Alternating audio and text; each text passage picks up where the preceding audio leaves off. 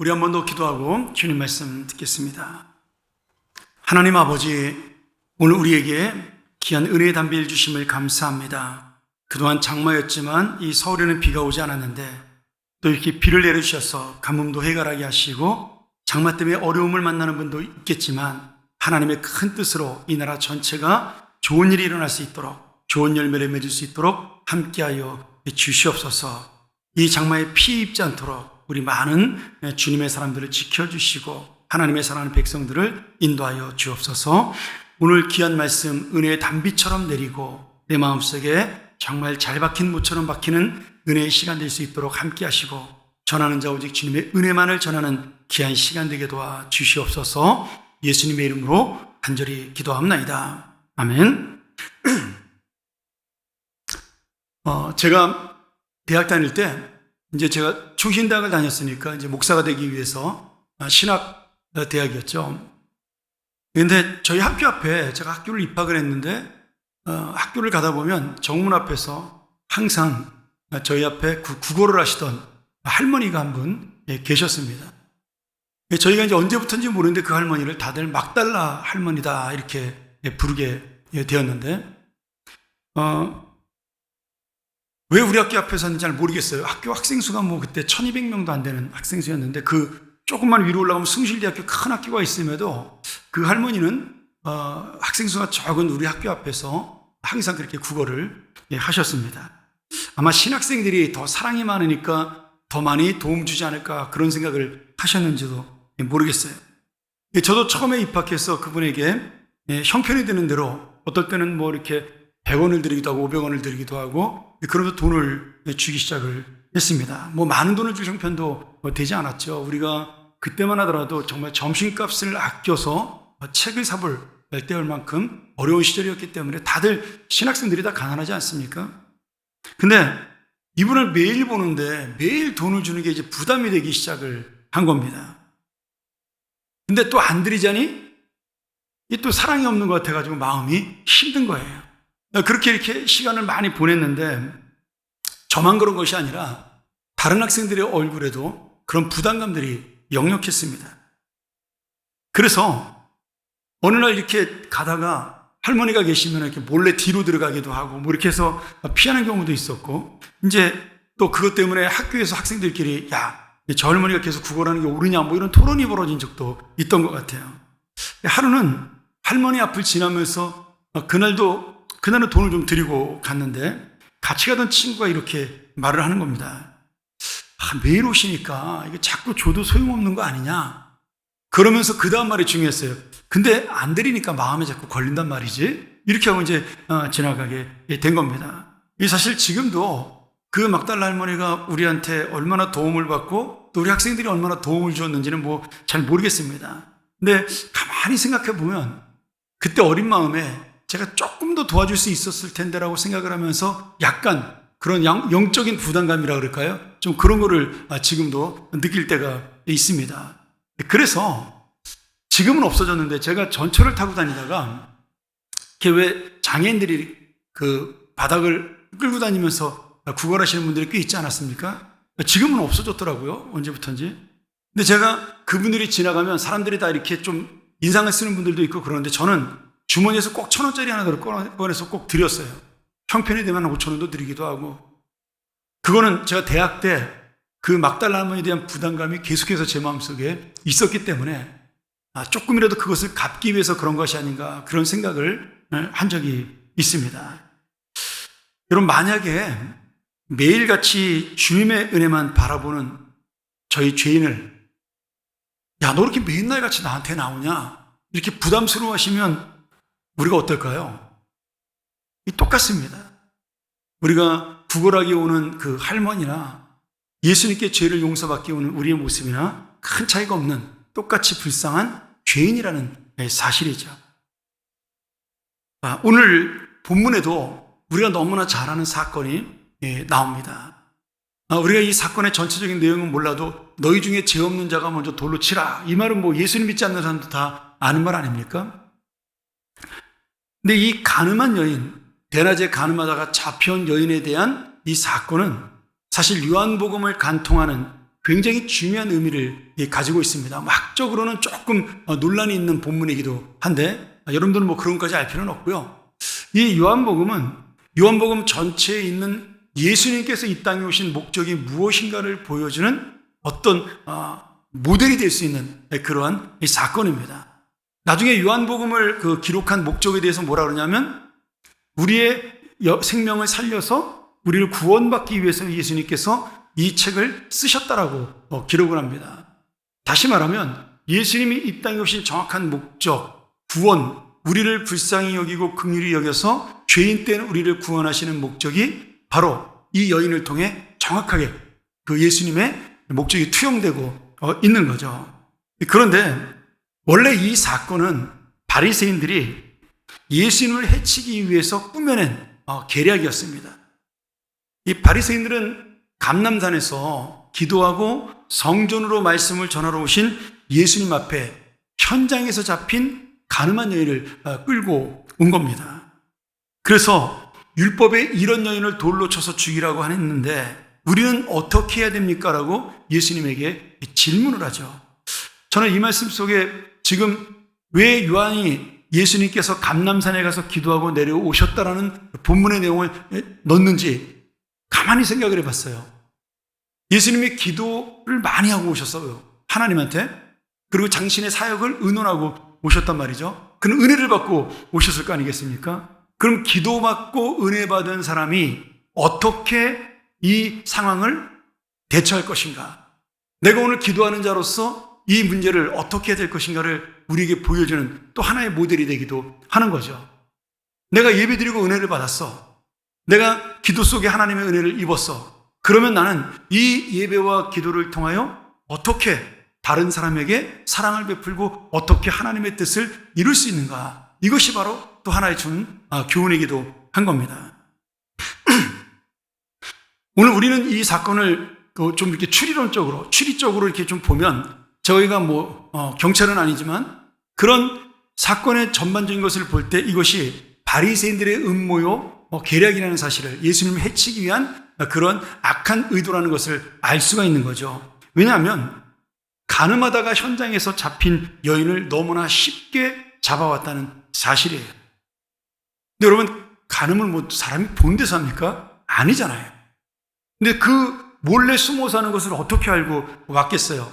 아마도 어떤 남자를 시켜서 그 여인을 돈을 주고 사서 그 현장을 잡아서 데리고 온 꾸민 사건이라고 볼 수가 있는 거죠. 어떻게 보면 예수님을 해치기 위해서 이 가늠한 여인은 피해자로 잡혀온 것이나 마찬가지입니다. 물론 죄는 지었지만 또한 유대인의 법에서 이런 죄를 저지른 사람을 사형시키려면 두세 사람의 증인이 반드시 있어야 됩니다.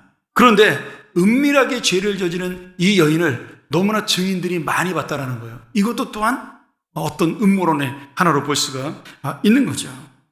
그리고 이 여인을 그 예수님을 해치려는 그 음모 속에 지금 끼어들게 한 사건으로 우리가 볼 수가 있습니다. 물론 예수님도 그 사실을 당연히 알고 있겠죠. 그리고 바리새인들은 이제 자신들의 이 음모에 빠진 예수님에게 신나게 질문을 한 겁니다. 이 가늠하다 잡힌 여인을 우리가 어떻게 합니까? 율법대로 돌로 쳐서 죽일까요? 이렇게 물어보게 된 것이죠. 자, 근데 이 바리새인들의 이 간악한 음모 속에는 세 가지의 예수님이 빠져나갈 수 없는 함정이 담겨 있어요. 예수님도 그걸 알고 있는 거죠. 첫 번째는 뭐냐면 레위기 20장 10절이나 신명기 22장 20절의 율법에 보면 우리 말씀 한번 올려주죠. 가늠하다 잡힌 사람은 남녀 모두 돌로 쳐서 죽이게 되어 있습니다. 그러니까 지금 예수님께서 가늠한 여인을 용서하라고 말씀하신다면 모세의 율법을 어긴 잘못된 선지자가 되는 거죠. 그렇게 해서 예수님을 비난하려고 계략을 꾸민 겁니다. 또 하나는 만약에 이 율법대로 예수님이 그럼 너희들이 돌로 쳐서 저 여인을 죽여라 이렇게 말씀한다면 그동안 죄인들의 친구로 불리고 사랑으로 그 모든 사람들을 만났던 예수님의 진정성, 사랑과 은혜가 의심을 받게 돼서 복음 사역을 막을 수가 있는 겁니다. 또 세 번째로는 당시에 죄인에게 사형을 내릴 수 있는 유일한 자격은 로마 황제와 그 황제의 대리인이었던 총독밖에는 없습니다. 그런 이유로 바리새인들이 예수님을 잡아 죽이려고 했을 때도 그들이 직접 십자가에 매단 것이 아니라 누구한테 데려갔죠? 빌라도 총독에게 가서 허락을 받고 죽인 겁니다. 그러니 만약에 예수님이 이 여인을 죽이라 그런다면 로마의 실정법을 어겨서 감옥에 갇히는 그런 어려운 일을 만날 수도 있게 되는 겁니다. 이처럼 예수님이 빠져나가기 어려운 올무를 씌워서 지금 이 바리새인들은 예수님을 무너뜨리려고 하는 그런 계략을 꾸민 거예요. 저는 이 말씀을 보면서 지금 우리가 바리새인처럼 예수님을 죽이려는 그런 마음은 없지만 우리의 마음속에도 한 여인을 바라보면서 그 영혼을 바라보는 우리의 마음은 어떠한가? 나는 돌을 든 자로, 아니면 이 계략을 꾸민 자로, 아니면 이것을 구경하는 자로, 아니면 예수님처럼 이 여인을 용서하고 회복시킨 사람으로. 또한 내 인생을 보면서 이 여인같이 나도 그런 죄는 아닐지라도 하나님 앞에 내가 분명히 죄인으로 왔음에도 불구하고 주님이 끊임없이 나를 붙들어주고 나를 인도하셔서 이 자리에 있게 했다라는 이 회복과 능력의 은혜가 오늘 우리에게도 있다는 사실을 다시 한번 깨닫는 귀한 시간 되기를 주의 이름으로 간절히 축원합니다. 첫 번째는 우리가 죄인이라는 사실을 인정해야 하나님의 은혜를 만날 수 있습니다. 지금 예수님께서 대답을 요구하는 그들의 요구를 듣고 아무 말씀도 하지 않으셨어요. 한번 여러분 그림으로 한번 쫙 그려보셔요. 영화의 한 장면처럼 지금 예수님과 사람들이 쫙 둘러서 모여있고 가운데 이 죄를 지은 여인이 지금 고개를 숙이고 창피하고 부끄럽기도 하고 돌에 맞아 죽을까 봐 무섭기도 한 두려운 마음으로 떨며 거기에 고개를 숙이고 있는 겁니다.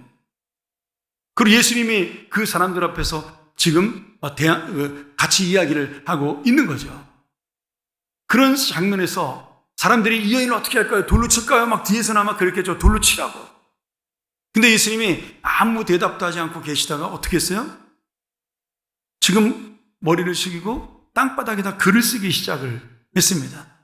우리 성경에는 무엇을 쓰셨는지 내용이 나오지 않는데 다른 성경 사본, 다른 사람이 썼던 성경 사본에 보면 거기에 서 있던 그들 각자의 제목을 쓰셨다. 이렇게 기록이 되어 있어요. 그리고 학자들도 예수님이 거기 모인 사람들의 죄를 기록하고 있었다. 이렇게 해석을 합니다. 이걸 우리가 어떻게 알 수가 있냐면 나중에 예수님이 이렇게 말씀하시잖아요. 쓰는 것을 멈추고 야 너희 중에 죄 없는 자가 먼저 돌로 치라. 그랬을 때 그 말 한마디에 사람들이 다 도망가잖아요. 근데 그 말 때문에 도망간 것이 아니라 지금 예수님이 죄를 쭉 적은 걸 보니까 오영영 씨는 무슨 죄, 김영영 씨는 무슨 죄, 이영영 씨는 무슨 죄, 막 죄를 적었는데 어떤 사람은 이 여인보다 더 큰 죄를 진 사람도 있고 막 그런 거예요. 그러니까 다 거기 있는 사람들이 뭐예요? 아, 우리도 죄인이구나. 그래서 돌을 놔두고 다 도망을 가게 된 겁니다. 오늘 여러분 여기 증인들을 먼저 한번 생각해 보세요. 율법에서 간통죄가 인정되려면 신명기 19장이나 신명기 17장을 보면 남편을 제외하고 2사람 이상의 증인이 필요했습니다. 그리고 사형 집행 시에는 증인이 먼저 시범으로 돌을 던지고 그 다음에 이어서 다른 사람들이 돌을 던졌어요. 그러니까 지금 돌을 든 사람들은 바리새인일 수도 있고 아니면 어떤 한 대표자일 수도 있는 겁니다. 그런데 이 증인들이 예수님이 땅바닥에 자신들의 죄를 적은 것을 보고 슬금슬금 뒤로 물러서기를 시작을 한 겁니다. 왜요? 돌을 던지면 예수님이 자기의 죄를 사람들 앞에 이야기할 수 있잖아요. 그게 두려웠던 거예요. 그리고 자기만 아는 죄가 적힌 걸 보고 부끄럽고 창피하기도 했던 거죠. 근데 그런 상태에서 바리새인들이 다시 예수님에게 채근을 합니다. 아마 아직은 거기에 죄가 안 적힌 사람들이겠죠. 빨리 당신이 결정을 해라. 우리가 이 여인에게 돌을 던지지 어떻게 하냐. 근데 예수님이 그 사람들을 가만히 보고 있다가 다시 고개를 숙이고 또 땅바닥에 나머지 사람들의 죄를 적기 시작을 한 겁니다. 여러분, 이 모습을 보고 있던 사람들이 예수님이 아무 소리도 하지 않고 있다가 딱 한마디 하시잖아요. 너희 중에 죄 없는 자가 먼저 돌로 쳐라. 여러분, 먼저 돌로 치라. 이 말이 중요합니다. 아무도 먼저 돌을 던질 수 있는 사람이 없었어요. 그래서 그들은 다 그 돌을 내려놓고 다 떠나게 됩니다. 저는 요한이 굉장히 성경을 잘 썼다고 생각을 하는데요. 특별히 요한복음에는 그런 상징성들이 굉장히 많습니다. 근데 이건 신학적인 내용도 아니고 그리고 주석책에 나온 내용도 아니지만 제가 이 말씀을 보다가 이 돌이 남겨두고 간 돌이 지금 다 떠나고 누구만 남았어요? 고개를 숙이고 있는 가늠한 여인과 그리고 예수님만 지금 남아있는 겁니다. 그리고 그 주변에 뭐가 있었을까요? 사람들이 던지지 못한 돌멩이들이 쭉 있었을 거예요. 저는 그 돌멩이가 바로 떠나간 사람들의 마음이라고 생각을 합니다. 다른 사람의 영혼을 보면서 단단한 마음, 깨지지 않는 강팍한 마음, 자신들만 생각하고 자신들의 목적만 이루려는 그런 마음, 그 강팍한 마음이 이 돌로, 지금 남겨두고 간 돌로 표현되고 있는 겁니다. 여러분, 우리 모두가 다 누구나 이 돌을 가지고 사는 사람들이. 그런데 어떤 사람은 이 돌을 던지는 사람이 있는가 하면 어떤 사람은 이 돌을 가만히 내버려 두는 사람도 있는 겁니다. 또 어떤 사람은 이 돌을 다듬어서 부드러운 흙으로 만들고 자신의 인생을 살아가는 사람도 있는 거죠.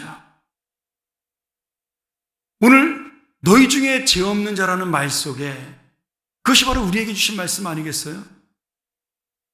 우리 중에 그 누가 예수님 앞에서 나는 죄가 없습니다라고 고백을 할 수 있겠어요? 그러게 오늘 다시 한번 이 돌덩이처럼 단단해진 내 마음을 주님 앞에 내려놓고 나도 죄인이라고, 나도 하나님의 은혜가 필요한 사람이고 나도 주님의 긍휼이 필요한 사람이라고 주님 앞에 나올 수 있는 정말 진정한 주님의 은혜를 구하는 하나님의 자녀가 되기를 제 이름으로 간절히 축원합니다. 아멘 소리가 적나요? 이게 죄 졌다 그러니까. 자, 두 번째로 예수님의 은혜는 용서를 넘어서 회복으로 나아갑니다. 이게 차이예요. 여러분, 돌에 맞아 꼼짝없이 죽을 것이라고 생각하며 고개를 들지 못한 이 여인, 그 두려움과 부끄러움에 감히 땅바닥만 바라보고 있었던 이 여인이 이제 예수님의 말씀에 눈을 들게 됩니다. 이제 아무도 너를 해치려는 자가 없으니 눈을 들어라, 고개를 들어라. 여러분, 그리고 그 여인이 고개를 들고 제일 먼저 본 사람이 누구예요? 홀로 남은 예수님이었어요. 저는 이 장면을 상상하면서 정말 예수님과 그 여인의 눈이 마주쳤을 때 그 여인이 어떤 생각을 했을까요? 아, 나는 이제 살았다, 그렇게 생각을 했을까요? 물론 그럴 수도 있겠죠. 그러나 이 여인은 아마 어리둥절했을 거예요. 아니, 왜 사람들이 다 갑자기 어디 갔지? 왜 저분만 여기 남아있는 거지? 그렇게 생각하지 않았을까요? 그때 예수님 말씀이 그 여인의 마음속에 박히게 되는 겁니다. 나도 너를 정죄하거나 심판하지 아니하니 가서 너는 다시는 이와 같은 죄를 짓지 말아라. 그리고 그 여인은 떠나게 됩니다. 우리가 예수님의 모습을 보면서 오해해서는 안 되는 부분이 있습니다. 예수님은 무조건 용서해 주는 분이야, 무조건 사랑해 주는 분이야. 물론 맞습니다. 근데 그 다음이 더 중요해요. 예수님의 용서와 사랑은 반드시 우리의 회개와 우리의 회복이 같이 따라온다는 사실입니다. 여러분, 여기에 두 가지 은혜가 있어요. 하나는 죄를 지적하는 것은 누구나 할 수 있는 일이라는 거예요. 그리고 그 죄를 가지고 그 사람에게 정죄하고 심판하는 것은 검사와 판사 정도라면 누구나 할 수 있는 거예요. 그런데 그 사람의 마음을 이해하고 그 사람의 마음을 회복시키는 것은 예수님만이 하실 수 있는 거죠. 저는 가끔 그런 기사를 볼 때가 있어요. 우리나라 교도소가, 여러분 교도소의 뜻 자체가 뭡니까? 감옥이라고 안 부르잖아요, 지금은. 제가 예전에 한번 설교하다가 감옥이라 그랬더니 우리 교회 집사님 중에 한 분이 교도관이 계시는데, 목사님 그런 단어 쓰시면 안 된다고, 이제는 교도소라고 정확하게 이야기했다고 그렇게 들었어요. 그리고 제가 찾아봤더니 교도소의 뜻은 뭐예요? 죄를 짓고 들어간 사람들이 거기서 마음을 교도하는 거예요. 바꾸는 거예요. 자기의 죄를 회개하고 뉘우쳐서 바뀐 마음으로 형기를 마치고 돌아오면 착한 사람이 되는 것. 그게 교도소의 뜻입니다. 뭐 그게 되는지 안 되는지 잘 모르겠습니다만은. 그런데 교도소가 못하는 일을 예수님은 반드시 하시는 거예요. 그들의 죄를 지적하고, 예수님도 알고 있잖아요. 그리고 그의 죄를 용서하고, 그리고 그 죄를 통하여 그 사람이 다시 돌이키지 아니하고 회복하는, 그 죄로 돌아가지 않고 회복하는 은혜를 주신다는 거예요. 근데 그 놀라운 회복과 치료의 역사가 어떻게 일어나는 거예요? 지금 그 여인의 마음을 이해하고 있기 때문입니다. 그 말씀이 무슨 말일까요? 성경에 정확히 나오지 않지만 이 여인은 지금 돈을 받고 몸을 파는 여인이었던 것으로 우리가 생각할 수가 있어요. 그러니까 대낮에 그런 일을 벌인 거겠죠. 근데 이 여인이 왜 그렇게 됐을까요? 자신이 어떤 육체적인 욕망을 위해서 그런 것이 아니라 먹고 살 길이 없어서, 여자는 재산권이 없으니까 먹고 살 길이 없어서 아마 홀로 있는 여인이었기 때문에 그런 직업을 가지지 않았나, 그렇게 우리가 추정해 볼 수가 있습니다. 그러니 예수님은 지금 그 여인이 그 죄를 지을 수밖에 없는 상황, 그 죄를 지을 수밖에 없는 현실, 그 죄를 지을 수밖에 없는 그 여인의 연약함을 인정하시고 아시고 아파하신 거예요. 지금 자기를 해치려고 했던 바리새인들의 마음, 그런 것들이 하나도 중요한 것이 아니고, 그들의 돌 같은 마음이 지금 예수님에게 미움과 분노를 준 것이 아니라, 지금 그 사람들 때문에 지금 이 가련하게 앉아있는 이 여인, 엎드려 있는 이 여인의 그 아픔이 예수님에게 지금 전달이 된 것이고, 그리고 그 여인을 바라보는 안타까운 예수님의 마음이 그 여인의 마음에 전달이 된 것입니다. 그래서 예수님이 진심으로 하시는 말씀, 나도 너를 용서할 테니까 가서 다시는 죄를 짓지 마라. 그 말씀에 이 여인이 새롭게 회복이 되고 변화가 된 것이죠.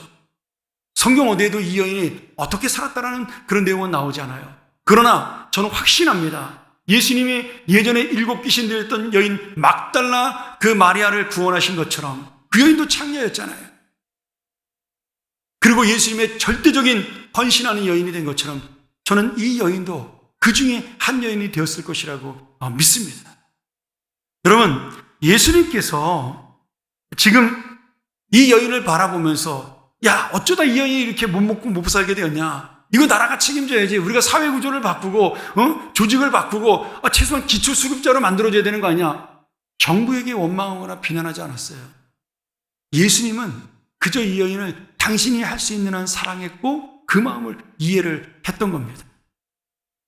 우리가 물론 정부의 정책도 바뀌고 뭐 조직도 좀 바뀌고 좋은 복지도 있고 이것도 중요하지만, 주님이 원하는 것은 그 전에 너희는 사랑하고 있느냐라는 거죠. 너희는 그 마음을 이해할 수 있느냐라는 거예요. 죄를 지은 사람을 비난하기 쉬워요. 아니 뭐 어떻게 그렇게 사람이 살 수가 있어? 근데 그 사람이 왜 죄를 지었을까에 대한 그 사람의 마음에 있는 아픔, 죄를 부정하는 것이 아니라 그 사람이 죄를 지을 수밖에 없었던 상황, 그것을 이해할 수 있는 것, 그것을 우리가 붙들고 가는 것이 예수님의 마음이라는 것. 그래서 우리 기독교는요, 자기 자신에 대해서는 너무나 엄격해야 됩니다. 내가 죄를 지었을 때는 하나님 앞에 정말 내 가슴을 찢고 무릎을 깨트리면서 하나님 앞에 눈물을 흘리며 내 죄는 회개해야 돼요. 그런데 다른 사람의 모습을 향해서는, 다른 사람의 죄를 향해서는 그 사람의 심령을 이해하고 그 사람의 마음을 이해하고 그 사람이 정말 사랑을 가지고 나에게 모든 것을 털어놓을 수 있도록 우리가 그 사람의 그 마음속에 들어가야 하는 것입니다. 우리는 이것을 성경에서 뭐라고 말해요? 성육신적 믿음이다, 신앙이다, 이렇게 이야기하잖아요. 예수님이 우리를 이해하기 위해서 이 땅에 하나님에서 사람으로 내려오셨어요. 그래야지만 우리의 아픔을 이해하고 우리의 고민을 이해하고 우리의 눈물을 이해하시니까. 그렇게 가난하게 예수님이 살아오셨기 때문에 가난한 자를 이해할 수 있었고, 그리고 배신한 당해보셨기 때문에 배신한 한 사람의 마음도 이해할 수가 있었고, 그러면서 우리를 사랑하실 수가 있는 거예요.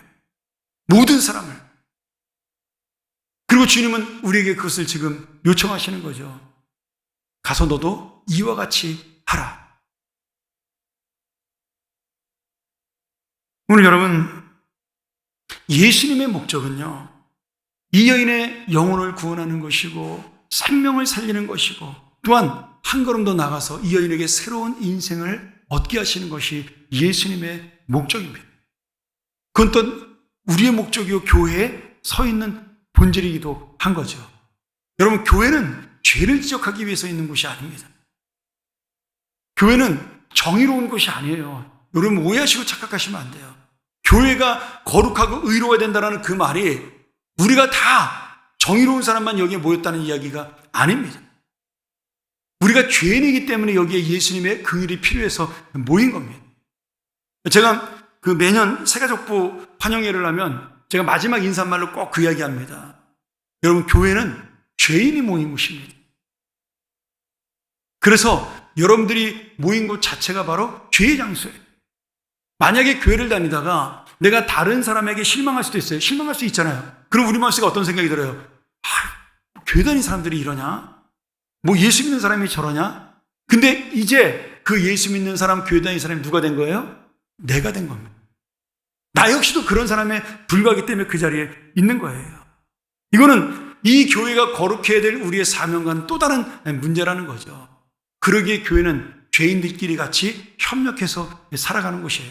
좀 더 큰 죄인이 있고 작은 죄인이 있겠죠. 좀 더 이상한 사람도 있고 좀 덜 이상한 사람도 있겠죠. 그러나 주님이 보실 때는 다 거기 죄인인 겁니다. 그게 교회예요. 그런 사람들이 모여서 지금 하나님의 뜻을 이루겠다고 우리가 열심히 나아가는 겁니다. 어떻게 보면 저는 하나님이 어이가 없을 수도 있겠다라는 생각이 들어요. 내가 쟤네들을 데리고 뭔 일을 할까? 근데 주님께서 우리에게 맡겨주셨거든요. 그리고 주님께서는 우리에게 확신을 하시고 있어요. 너희들이 아니면 할 사람이 없어. 너희들이 아니면 이 사역을 감당할 사람이 없어. 이 사랑을 나눠줄 사람이 없어. 우리에게 그 사명을 맡긴 겁니다. 여러분, 정부에 맡긴 것이 아니에요. 뭐 가난한 나라도 구제 못한다 그러니까 정부가 해야 된다고 생각을 하지만, 저도 마찬가지지만 가난한 자를 구하는 것이 교회의 본질은 아니에요. 그러나 그 사람에게 사랑을 베풀므로 예수님의 복음이 전해지는 것은 우리의 의무입니다. 주님이 이런 약한 자를 들어서 그 일을 하라고 말씀하신 겁니다. 내가 아무것도 못해도 교회에서 와서 따뜻하게 인사는 할 수 있어요. 그렇지 않습니까? 내가 뭐 교회를 어마어마하게 열심히 안 해도 정말 다른 사람을 보면서 웃을 수는 있잖아요. 제가 목회를 하면서 정말 이 교회를 떠나는 사람들을 보면서 정말 안타까울 때가 있어요. 이런 거예요. 나는 목사님의 목회 철학이 나하고 안 맞아. 그래서 떠난 사람을 한 명도 본 적이 없습니다. 제가 22살 때부터 목회를 했으니까 지금 36년이 넘었잖아요. 근데 한 번도 저는 뭐 몰래 떠난 사람이 있다면 모르겠지만 제가 그런 얘기를 들어본 적이 없어요. 목사님의 목회가 성경적이 아니고, 목사님의 설교가 뭐 성경적이 아니고, 목사님의 인격이 나쁘고, 이래서 떠난 사람을 저는 거의 본 적이 없습니다. 그런데 이런 얘기는 수도 없이 들었어요. 나 오늘 집사님이 말 한마디 하는 게 나 상처를 받아가지고 그 사람 얼굴을 못 보겠어. 이런 경우는 제가 정말 수십 번도 더 들은 것 같아요. 한번 잘 생각을 해보셔요. 내가 지금 말 한마디로, 행동 하나로 그 돌멩이를 던지고 있지 않은가. 여러분, 최소한 바리새인도요, 예수님을 해치려고 했던 사람도 자기가 죄인인 것을 깨닫고 그 앞에 말은 못했지만 창피하고 부끄러워서 돌멩이를 놔두고 갔어요. 근데 우리가 뭔데 돌멩이를 던질 수가 있겠습니까? 그래서 여러분, 우리가 주님이 볼 때 똑같은 죄인이라는 사실을 인정하고 사는 것, 그리고 그것 때문에 내가 이 자리에 나와 예수님의 은혜를 입고 사랑을 받고 하나님의 자녀가 된 회복된 인생이 되었다는 것, 그것은 우리 모두가 다 똑같은 은혜를 받은 것이라는 사실, 그 누구도 그 은혜를 받지 못할 자가 없다는 사실을 인정하는 것이 중요합니다. 오늘 우리가 바리새인처럼 예수님을 해치지는 않지만 구경꾼들처럼 나는 죄인이 아닌다라는 생각이, 나는 저 정도는 아니라는 생각이 결국 다른 사람에게 돌을 던질 수 있는 마음이라는 것. 제가 이 말씀 준비하다가 신학생 시절에 그때 92년도였던 것 같아요. 제가 이제 대학원 졸업할 때쯤 돼가지고 저희 나라에 큰 그 교회 행사가 있었습니다. 우리 교회는 아니고 한경직 목사님이 그 당시 독일에서 1992년 4월 29일 날 모든 종교인들이 가장 존경받는 상인 템플턴상을 수상을 한 적이 있습니다. 이제 우리 종교계의 노벨상이라고 불리는 세계의 신앙으로 영향을 끼친 사람에게 주는 상이죠. 근데 우리나라에서 한경직 목사님이 최초로 그 상을 받게 된 거예요. 그래서 그 상을 받고 와서 영락교회에서 축하 예배를, 감사 예배를 드리게 되었습니다. 우리 사진 한번 볼까요? 근데 예배 시간에 목사님이 나오셔서 감사하다는 말을 함과 동시에 이렇게 고백을 했어요. 먼저 나는 신사참배를 했던 죄인임을 고백합니다. 이런 죄인을 하나님이 사랑하시고 축복해 주셔서 한국교회를 위해 일하도록 이 상을 주셨습니다. 여러분, 일제시대 때 신사참배했던 것을 그 자리에서 공개적으로 모든 매스컴이 보고 있는데 고백을 하신 거예요. 저는 한 목사님이 어떤 분인지 개인적으로 알지도 못하고, 저도 딱 2번 얼굴 보고 인사드린 적은 있지만 돌아가시기 전에 잘 모릅니다. 근데 이 주님 앞에, 사람들 앞에 나와 자기의 공적인 죄를 고백하는 것은 아무나 할 수 있는 일이 아니라는 사실을 제가 충격을 받았어요. 저희가 한국 교회사를 공부하면요, 이 신사참배 때문에 우리 교단하고 지금 부산에 있는 고신교단하고 갈라졌거든요. 그때 신사참배를 했던 분들은 교회에 남아있고, 신사참배 안 하다가 감옥에 가신 분들이 나왔는데, 이 감옥에 안 가고 교회에 남아있던 분들이 교회 높은 자리를 다 차지하고 있는 거예요. 그래서 공개석상에서 회개하라고 그러니까 또 남아있던 사람들이 우리는 교회를 지키려고 얼마나 애를 썼는데 당신들은 감옥에서 신앙을 지켰고 우리는 교회를 지키려고 애를 썼다. 그러면서 또 회개 못하겠다고 나와서 싸우다가 갈라진 거잖아요. 이런 부끄러운 역사를 갖고 있는데 지금 한국교회 가장 존경받는 목사님은 내가 신사참배한 죄인이라고 고백을 한 거죠. 근데 이미 그 전에 1945년 해방되고 난 다음에 목사님께서는 영락교회에서 예배 시간에 공개적으로 고백을 하셨었어요. 내가 해방되어 하나님 앞에 죄를 고백하는데 나 때문에 우리 교회가 신사참배를 하게 되었노라고 그렇게 고백을 한 적이 있었습니다. 근데 이제 온 전 국민이 보는 앞에서 다시 고백을 하는 거예요. 저는 목사님의 마음속에 이 신사참배를 했던 그 죄책감, 하나님 앞에 죄송했던 마음이 한평생 억눌렸던 영혼의 상처라고 생각을 합니다. 근데 그것을 지금 사람들과 하나님 앞에 털어놓음으로 그분은 부끄러운 고백은 되었지만 그분의 인생에는 진짜 완전한 평화가 임한 거죠. 그리고 그 누구도 한경직 목사님이 그런 고백을 했다고 해서 그분을 존경하지 않다거나 못됐다거나 나쁜 사람이나 비난하는 사람이 지금까지 없어요. 여전히 그분은 우리 교회, 우리 나라, 이 민족의 영적 지도자로 비록 돌아가셨어도 저희들 가슴 속에 남아있는 분이신 거죠. 여러분, 부끄러움을 고백하는 것이 진짜 부끄러움이 아니고 수치가 아니고 그 죄를 감추면서 자기는 마치 죄인이 아닌 것처럼 다른 사람을 비난하는 것이 가장 큰 죄인입니다. 오늘 진정한 그리스도인은요, 참된 신앙은 죄를 짓지 않는 것이 아니에요. 어떻게 죄를 안 짓고 살아갈 수가 있겠어요? 다만 우리는 그 죄에 빠지지 않으려고 애를 쓰는 것이고 어쩔 수 없이 죄를 짓게 된다면 주님 앞에 뼈아프게 뉘우치고 겸손하게 나의 연약함을 인정하는 겁니다. 그리고 나도 죄인이니 다른 사람들도 내가 받아들이고 용납하는 것, 그것이 바로 우리의 믿음의 모습인 거죠. 사랑하는 여러분, 우리는 죄인입니다. 그래서 하나님의 은혜를 입고 이 자리에 있게 되었어요. 죄인이었기 때문에 이제 하나님의 사랑을 받고 그 죄에서 벗어나 하나님의 자녀가 되었습니다. 이제는 나의 이 연약함을 인정함으로 또 주님의 그 은혜를 내가 마음에 담음으로 다시 한번 내가 인생을 살면서 나는 불쌍한 죄인입니다. 부족한 자입니다. 날마다 고백하면서 주님의 긍휼과 자비에 내 인생을 맡기고 정말 주님과 함께 그래서 더 회복되고 더 기쁘고 더 평화롭고 주님이 붙들으시는 그렇게 나아가는 정말 세상이 볼 때는 연약한 인생이지만 주님이 볼 때는 주님을 붙드는 완전한 인생이 되기를 주의 이름으로 간절히 축원합니다. 우리 같이 한번 이 시간 이 말씀 의지하면서 함께 기도했으면 좋겠습니다. 여러분 우리가 죄를 지으면 얼마나 큰 죄를 짓겠어요. 누구 좀 싫어하거나 아니면 나쁜 마음을 좀 잠깐 품었거나 욕심 좀 부렸거나 그 정도 아니겠어요? 그런데도요, 그 한마디의 잘못 때문에 내가 품은 그 악한 마음 때문에 한 영혼이 상처를 받을 수도 있고 이 교회 공동체가 깨트릴 수도 있는 겁니다. 여러분, 교회는 정의를 외치는 곳이 아니에요. 교회는 의로운 곳을 추구하는 곳이 아닙니다. 교회는 은혜를 추구하는 곳이고 우리는 그 은혜를 사모하는 자입니다.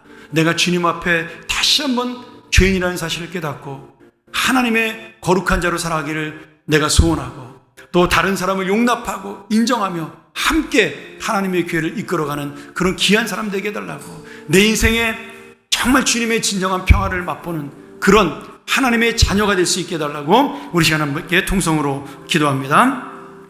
하나님 아버지, 오늘 완전하신 주님 앞에 죄인된 우리가 다시 한번 고백합니다.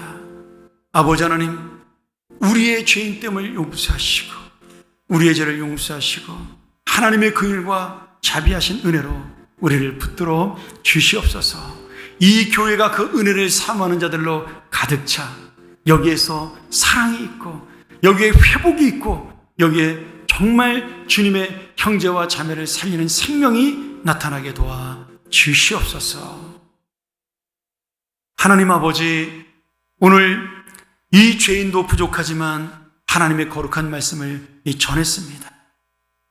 주여, 이 말씀이 저들의 마음에 떨어져 하나님의 자비하심과 긍휼하심을 마음에 담고 돌아가는 귀한 은혜의 시간 될 수 있도록 함께하여 주시옵소서. 오늘 이 교회가 더욱더 이 주님의 은혜로 단단해지는 교회가 될 수 있도록 인도하여 주옵소서. 예수님의 이름으로 간절히 기도합니다. 아멘.